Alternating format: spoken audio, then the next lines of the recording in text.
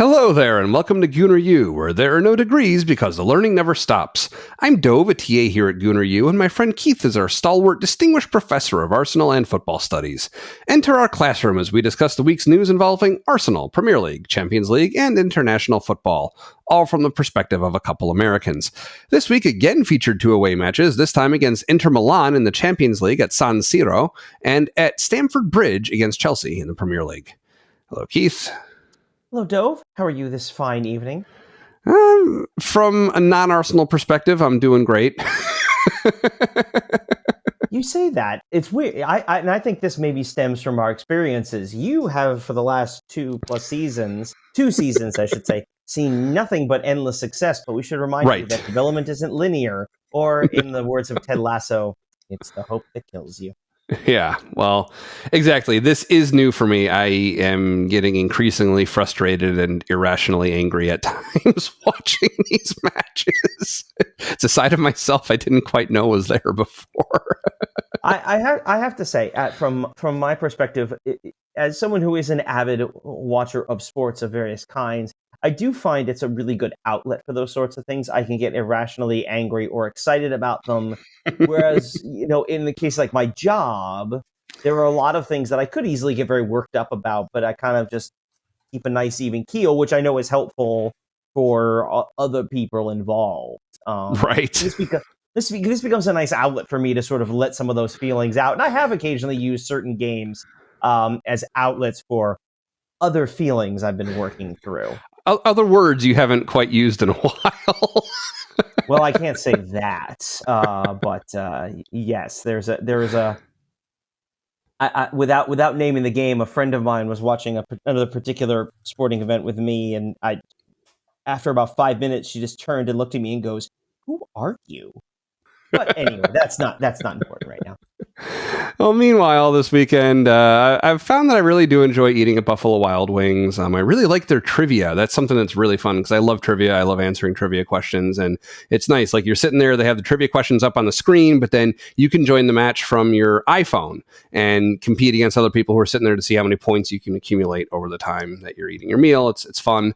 And, movies are usually my best category, and sports is very often my weakest category. So I'm happy when there's a sports question that I feel like I have a chance at, and I totally blew the one that was Premier League related. I wanted to see how you do with this one. Mm-hmm. So the question was, what color is the home kit for Leeds United? And the options were red, white, blue, and green.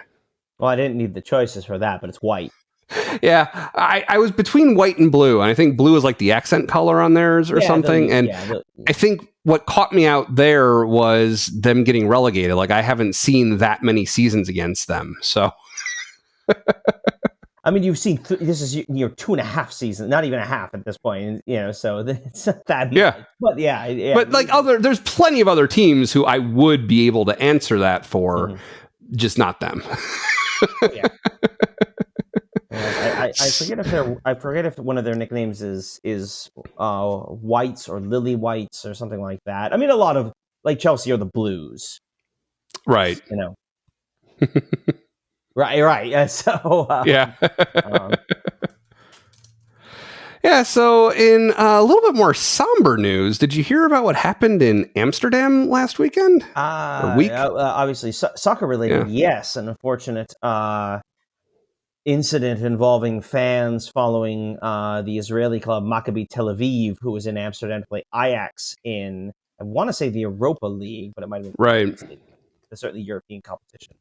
Yeah, I believe they said it was the Europa League. Yeah, there's some violence where apparently people were just targeting a bunch of Israeli fans in the area, like in the city center, after the match was over, and it's not great, not something you want to read about. And I mean, it was on the more rules based and technical side of things. It was interesting reading what UEFA, I think it was UEFA's guidelines more than FIFA's, but it's interesting what they do and don't allow in the stadium. So they showed a picture in this article, which we'll link in the description, of this massive banner that I guess has been unfurled in the lead up to PSG home matches, where it's this massive Free Palestine banner. But it's covering like almost the entire, like, I don't know how many dozens of rows in the stands. Yeah. It's like a massive banner.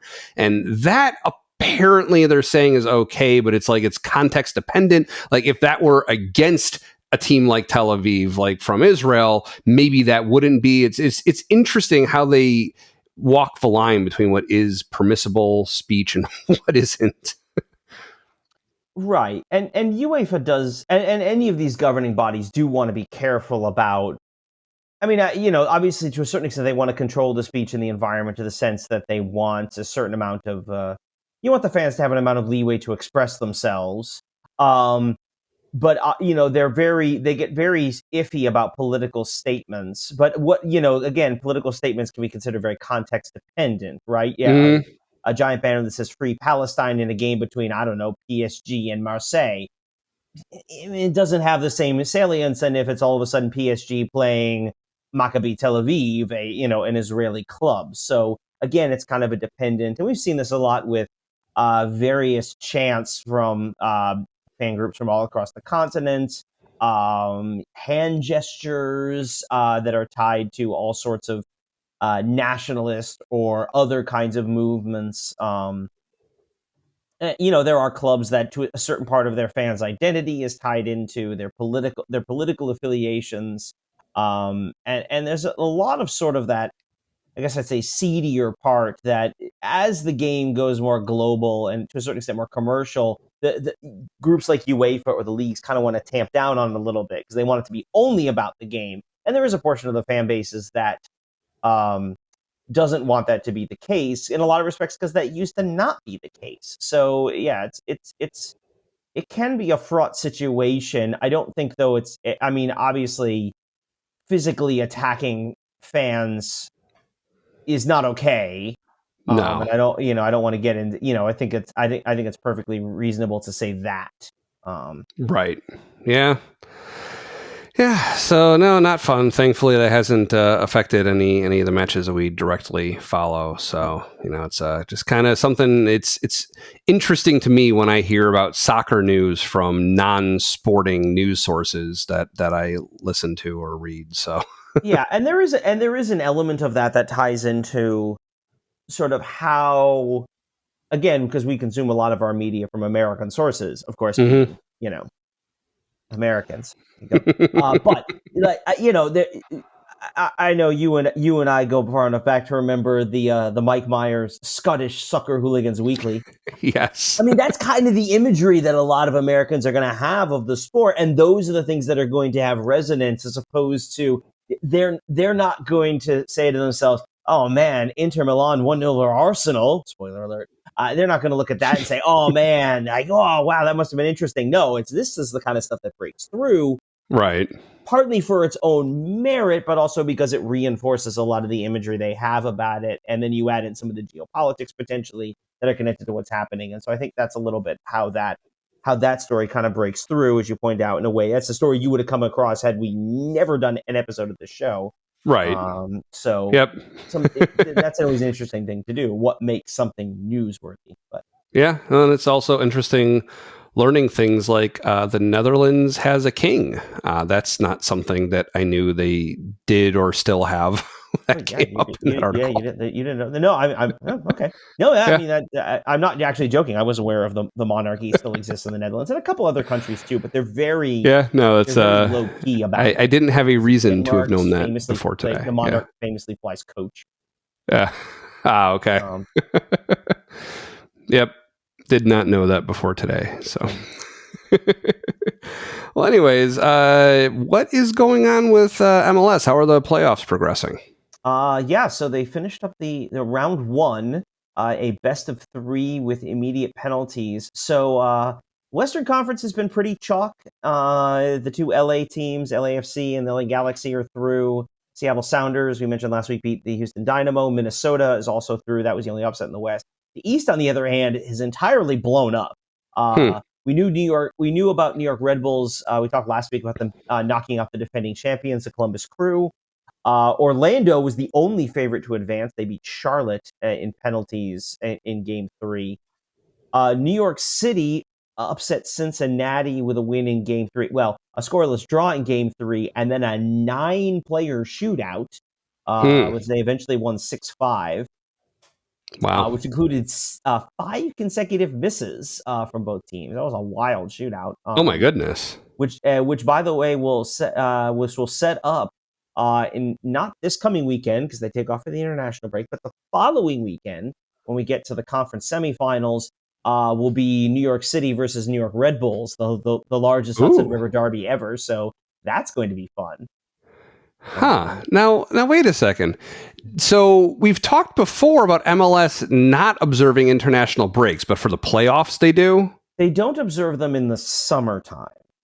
Okay. Which the summertime as an international break is a little weird because so many of the breaks are scheduled around, especially the European club schedule, which of course uses the summer as their off season. So there's not a lot of, it's not like they have to stop necessarily for those in the way that the fall breaks kind of stop the schedule. MLS does generally stop its schedule. I think they played a couple of like makeup games in the September window. A couple of teams have lost games because of continental competition. Actually, Houston had to play a game because they lost one to a hurricane earlier this summer, but they did take off for October right before decision day, and they do take off for November and sort of a break here before it'll ultimately be the last 3 rounds of the playoffs. Oh, by the way, we haven't even mentioned the biggest of the news out of the MLS playoffs. Inter Miami is out. Ooh. Shockingly upset by Atlanta United. No penalties, by the way. Atlanta beat them in game 2 in Atlanta and then won in Miami to knock out Messi and his merry band of friends. So when I said the East got weird, wow. The 6, 7, and 8 seeds have all advanced in the East. No, I'm sorry, scratch that. Atlanta's the 9 seed. So 6, 7, and the 9 seed have advanced in the East. Whereas in the West, it's 1, 2, 4, and 6. So so it's going to be an interesting one when they come back to sort of see how it plays out. It will be interesting as well a little bit from a media side. I mean, MLS has sunk a lot into messy league soccer, so to speak, and so with Miami being out, how does that translate to numbers and stuff for the fight for the last couple rounds? I guess we'll see, but it's a single knockout from here on out. They'll have games on the 23rd and 24th of November, the conference finals on the 30th and December 1st, and the MLS Cup on December 7th. So. And I believe I read, I can quickly try and search and verify this, but I believe I read that the rest of the season or postseason, as it were, is free to any Apple TV Plus subscribers. You don't need the separate MLS package. So I believe that. I don't know. I'll verify that right now. As someone who has the package, I wouldn't know. But if it is, hey, watch some MLS. It's not at the same time as the European games. So. Yep. All right, so let's talk about the Milan match. So as we're recording, this was almost a week ago now. This was on November 6th. This was our 4th Champions League match of this season with what felt like a really crushing 1-0 defeat. Like it was really, it did not feel like it should have gone that way. Well, I mean, we'll say this, and we've talked about this a little bit, and we'll kind of talk, I think, towards the end, a recap. I mean, Arsenal has had a very difficult schedule to this point of the season when you consider the quality of the opposition, and also think about how many games they've had to play away from home. I mean, Inter Milan is an away game against the defending Italian champions. They are very good. Like, sometimes, followers of the Premier League can kind of forget outside of England, okay, yeah, we know Real Madrid is good, Bayern is like, no, Inter won the Italian league. They're very good. And to go there, like we talked about, one of the things about playing in an environment like the San Siro is, oh, by the way, it is not an easy place to play, in large part because of the quality of the opposition. It is a famous win if you get it, but that's why it's so famous, because it's really hard. And we didn't get this one, so no. But real-time follow-up, I did verify, and there will be again a link in the description to the article for anyone who's interested. But yes, the rest of the season will be free for any Apple TV Plus subscribers. So not everybody, but if you already have Apple TV Plus, you can watch the rest of MLS. So if you were thinking that might be interesting and you didn't already have the package because you didn't care about one team in particular, you can catch it. So meanwhile, back in Italy. Yeah, back to Milan. I mean, yeah, it's losing is not a result you want, and it's still, because the Champions League format has changed, it's really hard to get a sense of what this game really means overall. Mm-hmm. Because obviously, as we've talked about, if we were in a group, well, we'd be playing them in the Emirates, right? In a couple weeks, which would be great, and it would be a high-profile game, would be a lot of fun, be very, very tightly contested. Obviously, an important game, but we're not going to see them again. Mm-hmm. So I don't. It's hard to really get the same kind of sense of what those game results mean, other than the fact that we talked about winning at home and drawing on the road. Well, we drop points here, but again, if we're gonna lose a game, this was the game we were most likely to lose. And we should point out, Inter Milan has not conceded a goal in the Champions League in 4 games yet. They have 3 wins and a draw. As you said, we hadn't either. Right, but but I mean, we're talking about a team that is very good, and through it all, I mean, obviously, we'll talk about the game in a moment. We're with 7 points. We're currently sitting in 12th, which would get us to the knockout stage. Yes, technically, we're a point out of not making it, but I should point out at this point that the first unseeded team would be Bayern Munich. Like, there's a lot of shuffling still to go, given we're 4 games in to an 8-game slate. Mm-hmm. And we should again point out, we still have most of our bottom pot teams still left to play. Right. Yes. So yeah, it's frustrating to lose. I hate losing, obviously, but all things considered, I will take some solace in a couple of things, and we'll talk about the key moments of the game in just a second. But I will take particular solace in, I think, our performance overall, especially after going down a goal right before the half. I think our performance in the second half was good. Maybe not quite enough to get the goal, which speaks to perhaps some larger issues we're dealing with the team currently. But I thought overall we played well. You could see on Inter's face when the game ended, there was a lot of relief and sort of. I mean, it takes a lot to defend, but they're very good at it, and they locked down, I think, fairly well. And we still managed to sort of almost pick that lock a couple times. Mm-hmm. And then on sort of a smaller scale, I think tied into that, in stoppage time in the second half, we got the return of Martin Odegaard, which was great to see. Oh, absolutely. I don't remember if I literally applauded, but at least inside I was. and I have to say, I don't know that, I mean, he came on in stoppage time, so we weren't going to get a lot out of it, but I certainly thought he was lively, which was very good to see. He definitely did a lot of running and a lot of movement. But I think my first fist pump was actually like a few minutes into the match when I heard the commentators mention that he was practicing this week already. Like, I was like, it was a possibility. I heard some talk about him practicing, and when I saw him on the bench, I kind of thought in my head, like, I bet they try to get him on a cameo at the end of the game. I was kind of hoping that would be the case. But we're burying the lead here a little bit. Milan's 1 goal came off of a penalty just before the half, a handball in the box off Mikel Merino, and you are dissatisfied with this call, as I understand it. Yeah, so what bothers me about it is, like, so first of all, we talk about with various calls, like trying to discern intent, which I realize that you never really know, right? But this really looked as unintentional as it could be, right? Like, it hit off of his foot and just deflected in a weird way. And yes, his hand up in the air, I'm trying to kind of show on the video a little bit, like his hand up in the air, the way that it hit it, that is not a natural position for somebody standing on the ground, but somebody like balancing themselves as they try to kick the ball with their foot like level with their chin.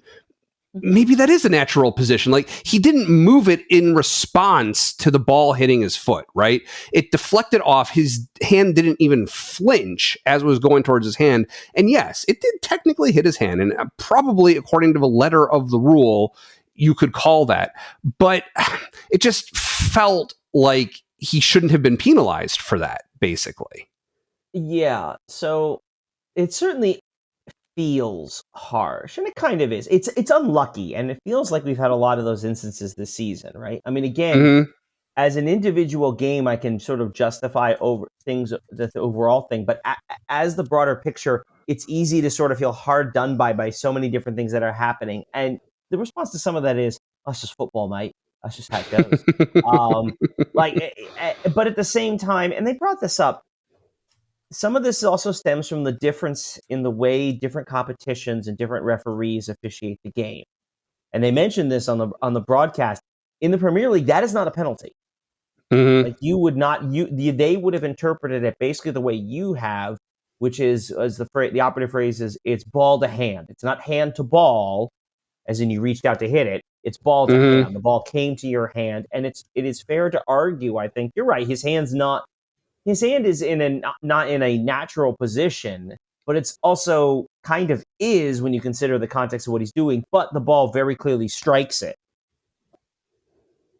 in continental competition, and by that I mean in like Liga One or La Liga or in continental Europe, that's a handball, Hmm. and because it's a handball in the box, that's a penalty. Um, I don't love it, but and this is an interpretive thing that's sort of gone back and forth over the years, and there was a rule change fairly recently, at least in England, where they tried to get rid of that and we'd say add a little more subjectivity, and sort of the problem with that is like, on the one hand, we can look at this and say, I don't think it's intentional. I don't think he's trying to put it in the way. The ball's close enough. He doesn't have time to react. But okay, devil's advocate for a moment here. How can we tell what was intentional and wasn't? What is far enough away that we can consider it a natural reaction, or unable to react, as opposed to he should have had time to move his hand out of the way? And I can sympathize with the officials trying to remove that amount of subjectivity, because intent is really hard to judge in a lot of these instances, and we'll talk about Sure. a counter instance in a moment. But intent for me is hard to judge here, and it feels harsh given the nature of the offense. But as soon as I saw the replay, that was always going to be a penalty. And like I can't. I mean, we can sort of flash back. A comparison point would be last year, when we played Liverpool away. There was an incident late in the half. I think it was late in the game, where Odegaard is sort of bracing himself on the ground, and the ball comes in and hits him in the arm. In Europe, that is a penalty. But in England, the referee sort of used his discretion, and Liverpool fans disagreed with that discretion, understandably. And I think our response on the show was, you know, where he uses the discretion to say it was ball to hand, and therefore that's not allowed. And again, that's the difference in officiating that you get. We see it a lot more in the physical play.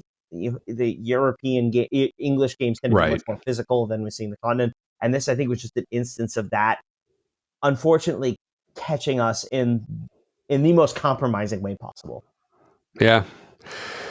Yes, I hear what you're saying. It bothers me. Like it'd be different too. Like I don't feel like his hand prevented, like, I don't know. I guess never mind. It was an offensive play. So yeah, it would be different if he were a Milan player on the other end, right?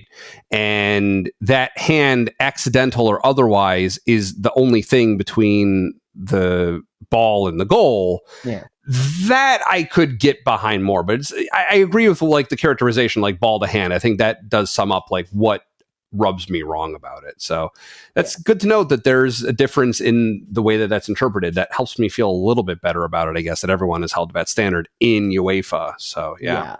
And there is some of it's stylistic, and I'm not, and again, I'm not going to sit here and say you are wrong to feel the way that you feel. And at some level, this isn't a surprise, given a large chunk of your formative experience in the sport is watching the Premier League, which is going to be officiated a particular way and played a particular way, which is not the same kind of thing you're going to see. I mean, think about how frustrated we were at some of the way some of the European games played out. I mean, even if Arsenal is theoretically one of the more talented teams in the competition, and they are, we've still seen them struggle with what are theoretically inferior continental teams.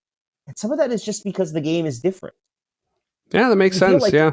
you feel like it shouldn't be, but it is.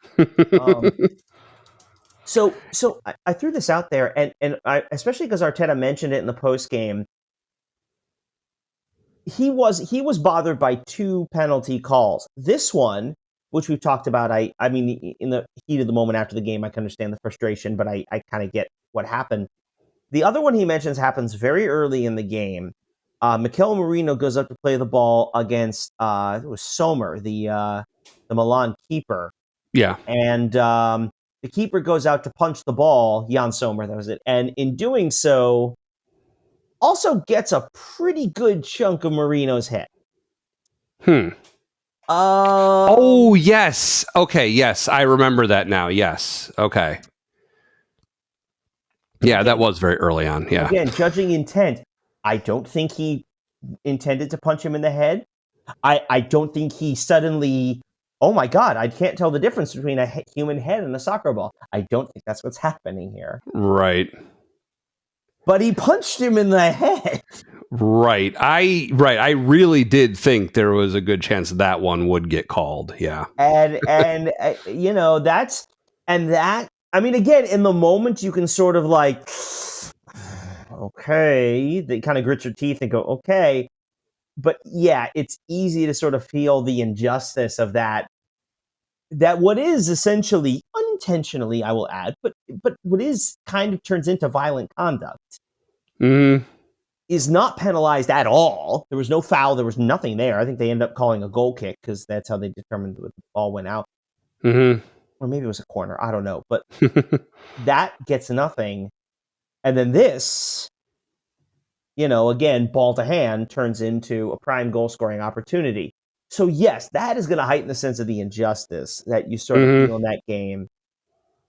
And it does feel like, I mean, we started the season very strongly, and we talk about breaking the season up into chunks. If we think about our chunks since we came back from the last international break, we have 2 wins in all competition in that stretch. 2 wins, 2 draws, and 3 losses. That's not good. And No. one of those wins was Preston North End, who's also not good. Right. Yeah, so yeah, and sometimes it's just because goals are in such short supply, and because it's so hard to score them.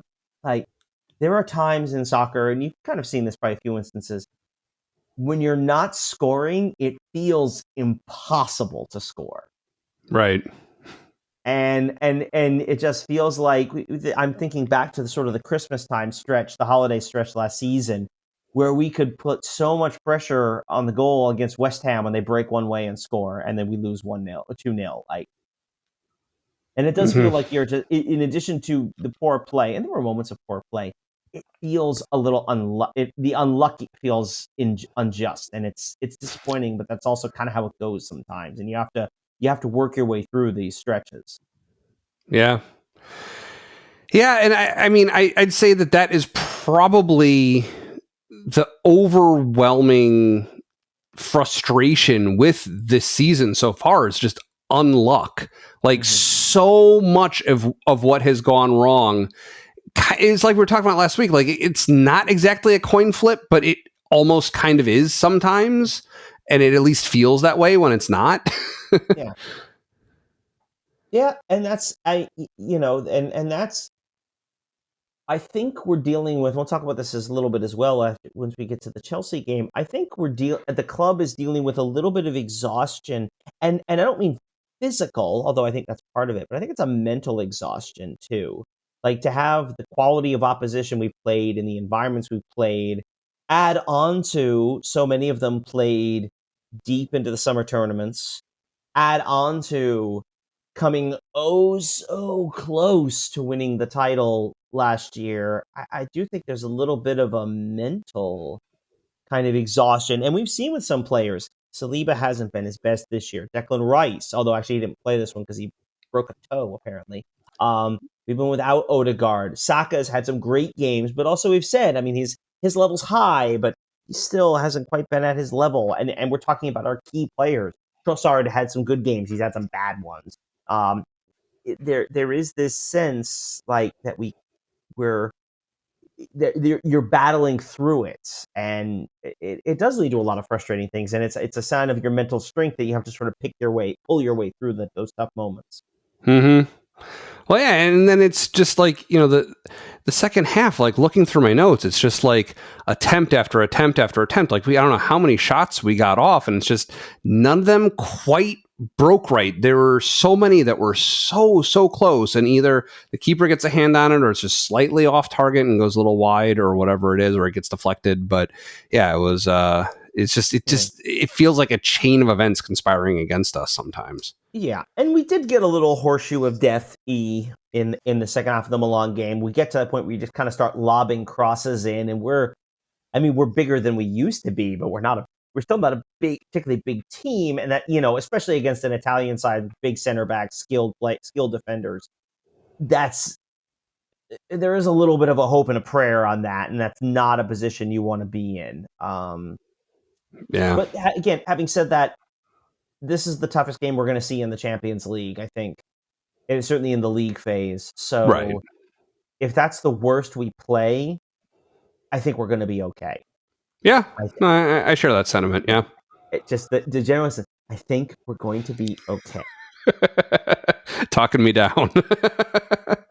So before we move away from the San Siro, which is fun to say, and apparently they were saying during the opening commentary that I guess they're talking about building a new stadium and like over the site of it, and they're hoping that whatever they end up building at least gets that name because everyone loves that name.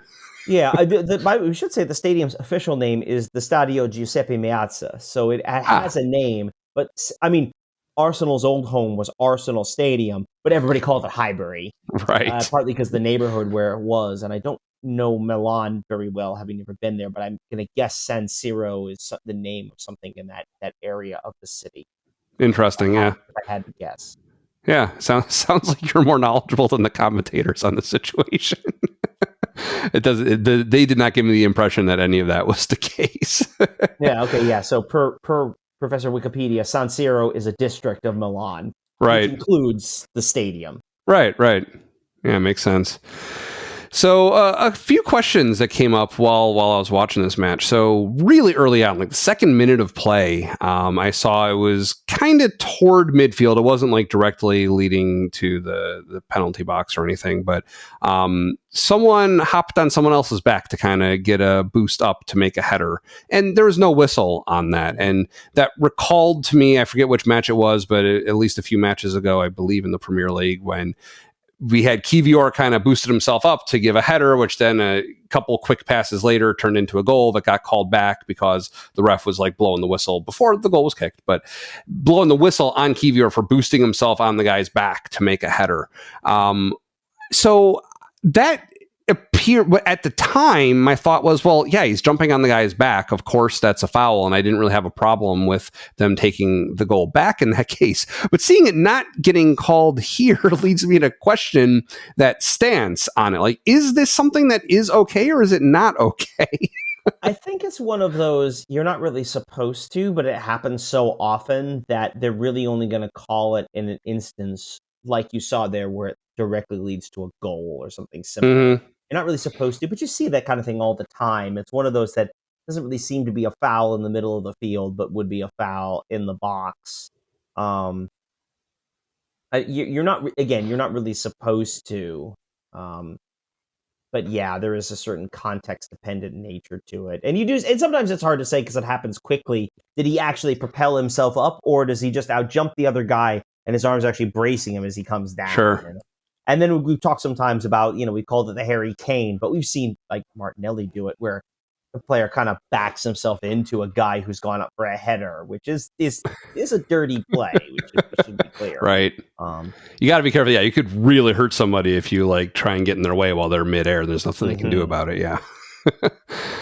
Yeah. So, okay, good to know. Next question. So we've talked about the stars above a crest mostly in terms of national teams and how many World Cups have they won. But I noticed there were 2 stars above the Inter Milan crest, which, by the way, I love the logo. I love it's like all like a word logo. It's like, the initialism of Inter Milan, whatever. It's an I and M and maybe a C. I love the way it looks. It's really cool. But they have 2 stars above their crest. What are those for? Is that Club World Cup, or are they Champions League titles? Because this is a Champions League match. Serie A titles. What are those for? No, those are Serie A titles. You notice they were gold. So I did not notice.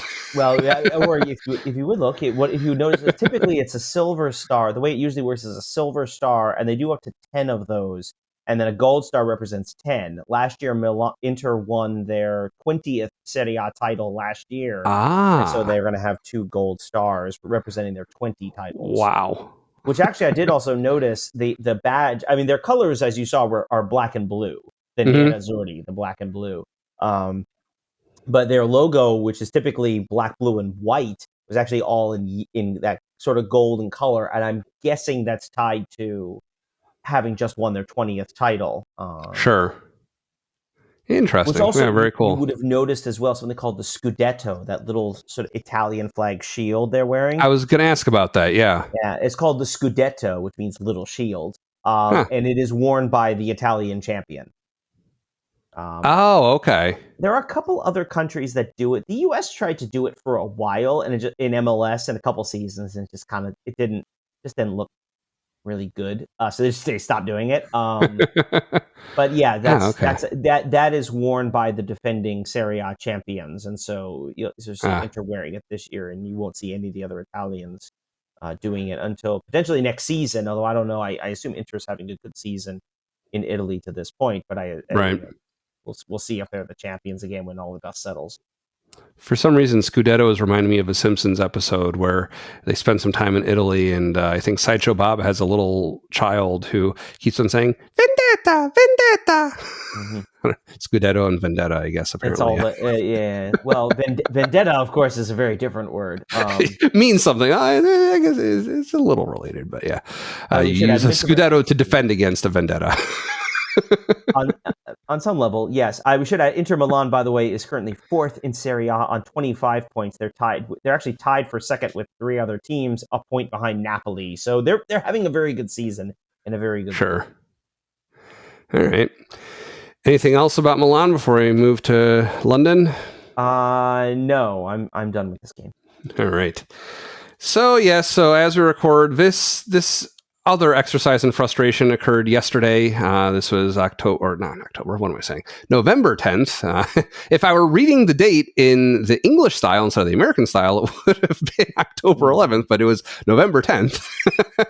And we drew 1-1 against Chelsea. This was at Stamford Bridge. Frustrating in different ways than the Milan match. Yes. And this, I think, was the game more. I said it. I talked about it a lot with the Inter game. This is the game more where I just felt like we were feeling all of the injuries and all the absences, which is a weird thing to say when you consider that we got Martin Odegaard back. Oh, captain, my captain! He was back, and he was good. I was really. He played really well. We had. We had a lot of close calls in this one, and yes. 2 in goals both directions. 2 goals called back on offsides, which I think they were the right calls, but obviously to score twice and have them taken back is frustrating. And frankly, even on the goal we actually got, Martinelli in the second half, I actually didn't celebrate because I thought for sure he was offside. Agreed. Yeah. I think we had 6 or 7 offsides in this offside. Something like that. There's a lot of offside calls. Not most of them not goal related, but yeah, there's a lot of offside. It's. I mean, losing 2 goals to offside is a lot. That is a wild game, in its own right. But it was frustrating. There were a lot of things about this that were frustrating. It was certainly a very it was a chippy game. Chelsea's an interesting one. So I mentioned this last week coming into the game. We've played them very well in Stamford Bridge, and I actually in some ways felt more confident playing this game away than I would have playing at home. But then pregame, they showed something where like Chelsea's beaten Arsenal once in like their last 10 games. Really? And that was really? It was wild to me. Yeah. So it's odd. The Chelsea fans seem very excited about this result, which I guess it's not a bad one for them, but also kind of feels like you still can't beat us. Yeah. And you're still like, I mean, I don't know. This is a weird one coming out of, like, in a larger context, I feel like this was a fair result. I feel like we struggled to really generate enough of the chances. I mean, we had some dangerous balls and some just misses, but it felt like we were just a smidge off. That I don't feel like this was an unjust result for us, even though I think there were a lot of positives from our performance, but also there were also some flaws in what we did. Yeah, no, and I mean, just from Chelsea's perspective, I mean, I wouldn't say overall they were necessarily great, but I was really impressed by Cucurella. He was so annoying. Like, he was just doing his job very well, and that's what frustrated me about it, and his hair. And then Neto also, and I think Cole Palmer, we shut him down. Like, he had that one chance early on, but he didn't really do much for the rest of the match, which he was the one who I was really worried about going in. Yeah, and Palmer was their danger man. And I think a lot of the credit for that goes to Thomas Partey, who did a lot of good work defensively on Palmer. And you're right, there was clearly a chance. The one thing I'd say about Palmer, and the difference I sort of felt in the first half especially, was at first I should say I was a bit shocked to see some of the possession numbers and how it was either relatively even or very tilted to Chelsea, which is not how it felt like. It felt like we had possession, but not quite empty possession, but kind of struggling to really get it somewhere. Chelsea was very effective on the counter attack, in part because they were very direct. I mean, they came through. I mean, that Palmer one, that early shot, he ran up and stepped right into it, and a good shot, a lot of power, and Raya, did well, make a good save with his hand. But it was the kind of thing where they took it, they ran with it, and immediately turned it into a chance. And that was what sort of making me nervous about the way a lot of the game was going. And I thought I don't want to say we grew into it. I think we did a better job starting to generate those chances later on, and we were ultimately rewarded with Martinelli's goal. But yeah, I mean, I think Chelsea in particular, I was very disciplined defensively. Why do you get offsides? I mean, sometimes it's carelessness on the part of the attacking player. Sometimes it's a timing thing. You see in a lot of cases you're trying to time the run or time some of the free kicks we were taking. But some of it's also just Chelsea their defensive line was very disciplined and relatively high. And there's so many times where you think a guy might be offside, but you see there's one defender who just was a little further back than he maybe should have been, and you get the benefit of that. And we didn't get that, or we weren't getting that here. They overall were doing a very good job of maintaining that line. And frankly, the only time that came close to that was on our goal, which we had. I don't think it was Martinelli, but one of the early balls in, he was behind his defender. Martinelli was behind his defender, but one of the other defenders was just a little further back, and so it was fine. Yeah, played him onside. Yeah. Yeah. So, trying to think in terms of other things to discuss. How did you feel seeing Havertz, blood streaming down his head, presented with a yellow card for dissent, probably? Well, yeah. So, and of course it was Cucurella complaining about it, which, to be fair, so this, I think, I assume this was just a reopening. We didn't mention the gaping bloody head wound he received against Inter. Right. I assume whatever stitching or bandaging they had on it obviously came undone, so head wounds bleed a lot.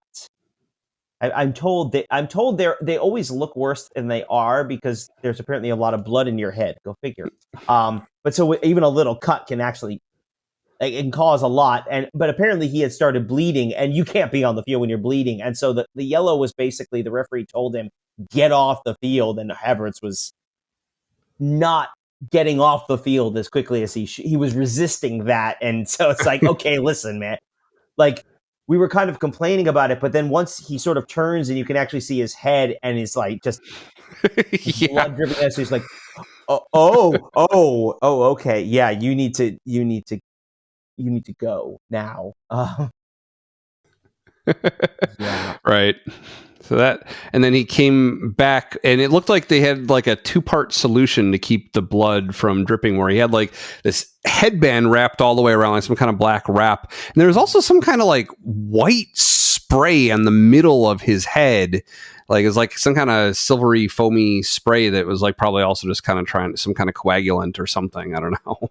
Maybe usually what you see in that case is they put the gauze or something right there on the thing, and then they wrap it up. So you'll see guys come back on. He did have a little bit of like the kind of the Cobra Kai headband going on, which Cobra Kai Havertz did not work out.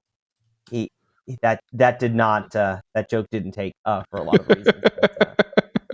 But, He'll always be Cobra Kai to us. 60 million down the drain. That to say, remember, it was Chelsea that we got him from, and it was Chelsea where he was sort of suffering from that confidence. And so especially for him he had that goal and then it was called back. Oh man, that he wanted that one. He wanted Yeah. Well, speaking of Chelsea acquisitions, we did see Mudryk playing later in the match. He got subbed in, right? Yeah.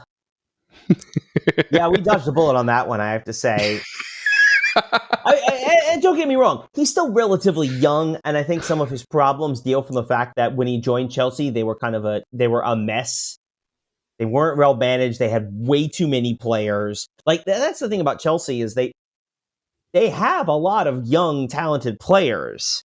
The problem was they had too many. Mm-hmm. And you may be saying to yourself, how do you have too many good players? Like they literally couldn't fit them all in the dressing room at practice.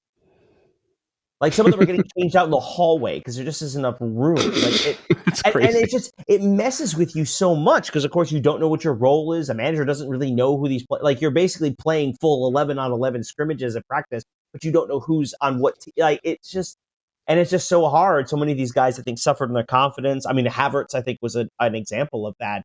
Kind of didn't know what his place was in that kind of setup. And I don't want to speak to his relationship to the manager at that time or anything like that, but it is kind of a mess you make your way into, and they've done a lot to sort of shed players away from that team, which I think has helped them a lot and focus on the players they had. We saw Cucurella, Cole Palmer is a guy they got from City last year, but he obviously was really good last year, has been even better so far this season.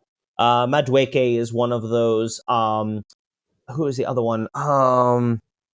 Oh my gosh, he was running around the middle of the field. He probably should have picked up a yellow a couple times, honestly.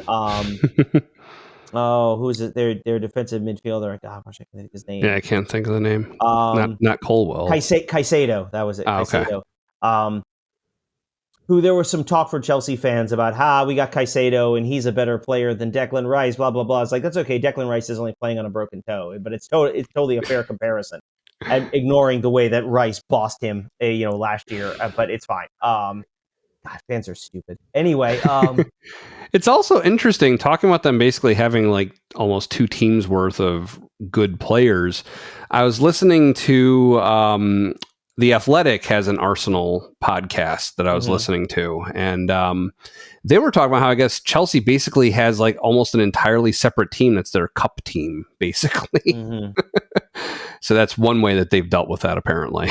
Yeah, I mean, some of that's a little bit of banter. So the podcast there, Handbrake Off, is a good one, but there is a little banter there too. Like they don't really have a full second cup team. Okay, it feels like they have enough players that they might as well have a second team that can play only in cups. Yeah, it's interesting.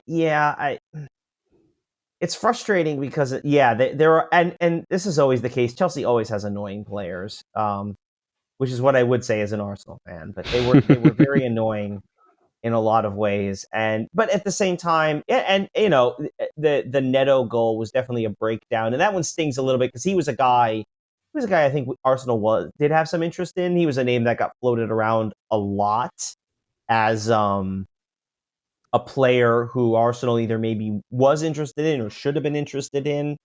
Um, and so for him to get a goal, I mean, it was a good shot, and I think there was just some massive miscommunication around who was supposed to be picking him up in that instance. But it's frustrating because, again, right, it felt like they just needed one opportunity. They scored, and it's 1-1. Yeah. I was impressed by Marino when he came on. He seemed like he was in good form for the last like 20-ish minutes of the match. I mean, that was an interesting one. I have to say, my instinct watching initially was I actually wasn't impressed with Marino, but I've heard that from a lot of people, including you, they really liked his performance. And so maybe if I were to watch it again, I'd feel differently about it. I don't know. It seemed like he was mixing it up. He was generating chances. I think he had like one or two. I think he had one obvious shot that he maybe shouldn't have taken, but overall, it felt like he was contributing a lot. So yeah, I mean, it could be. I mean, I have to say, I thought Rice was definitely clearly struggling with the foot problem. I thought Odegaard was really lively. You could see how important he is. Just the way he coaches on the field. And I mean, even before he was named captain, he was always the guy I was thinking, because I think he is in a lot of ways sort of Arteta's brain on the field.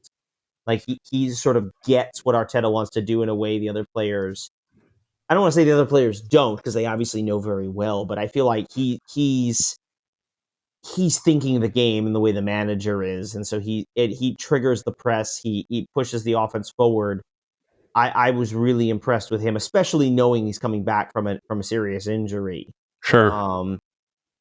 But yeah, Saka was having some trouble, and again, we saw it a lot. How many times were we pushing balls out to the wing, and it's Saka or Martinelli having to go up against the double team?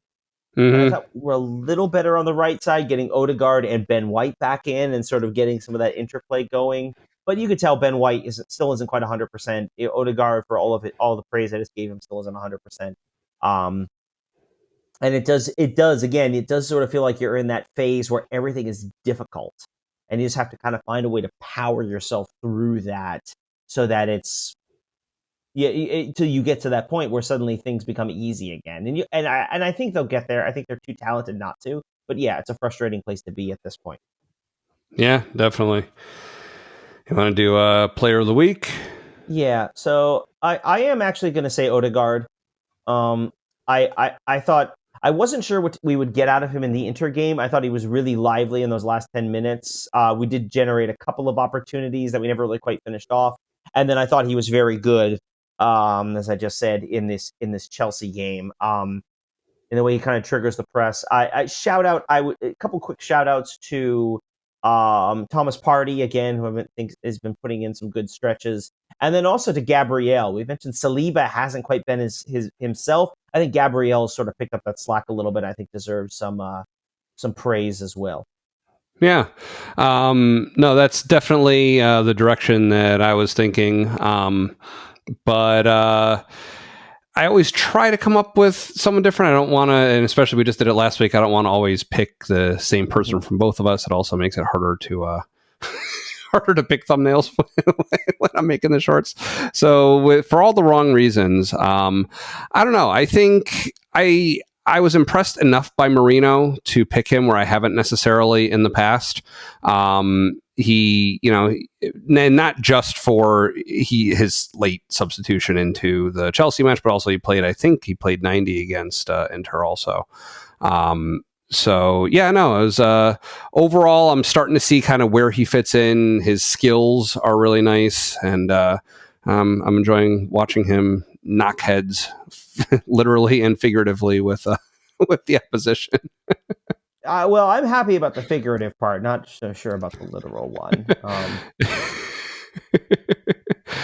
But anyways, a good shout as a player of the week. I think that's fair. So what is coming up for next week? Right. So international break. So we have some interesting news. This was just this morning. England announced their lineup. Originally, 8 players have withdrawn from it, including the whole list is, you say this because you recognize many of these names: Trent Alexander-Arnold, Levi Colwill, Phil Foden, Jack Grealish, Cole Palmer, Aaron Ramsdale, Declan Rice, and Bukayo Saka. Hmm. Now, again, England is in the UEFA Nations League, which is not clearly a particularly important competition from their perspective, especially given they're in League B at the moment.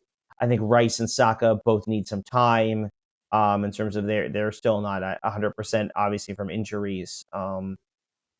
Odegaard is apparently going to Norway. It wasn't clear. Apparently, he wasn't on their initial roster, but apparently he's going to go anyway. I don't know quite what that entails. Hard to say where he's going with that. But yeah, it's an international break, so hopefully for a lot of players, it's an opportunity to kind of take a load off a bit, not just physically, but also mentally as well. Yeah. But no break for us because we get the international break. I will mention, of course, the U.S. is going to play Jamaica in the quarterfinals of the CONCACAF Nations League.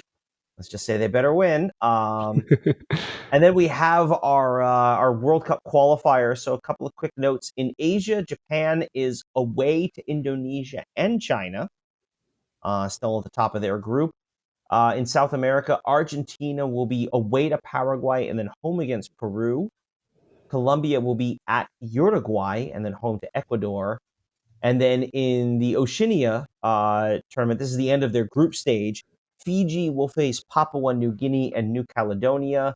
Tahiti will get Samoa and Vanuatu, which will then set them up. The top two teams in each of those groups will advance to a knockout tournament, a 4-team knockout in, in March to finish up the Oceania qualifying tournament. All right. That'll be fun to see how that develops. Thanks for joining us at Gooner U. If you're watching on YouTube, you can also listen to our show on Apple, Spotify, and some other places. If you're only listening, try watching us on YouTube with the link in the show notes. Your homework for today is to watch one of our shorts. We post them typically Tuesday through Friday. We will post one short a day. It's a topic that's typically one that we've covered on the show. And if you haven't watched them yet, it's hopefully something you might enjoy. They're a minute or less long. So it's an easy thing to check out and help other people. A lot of people find our show through those. So we record the show using Zencaster. If you'd like to try it out, you can support Gooner U by signing up using the link in the description, which also has links to everything we talk about, as well as our social pages.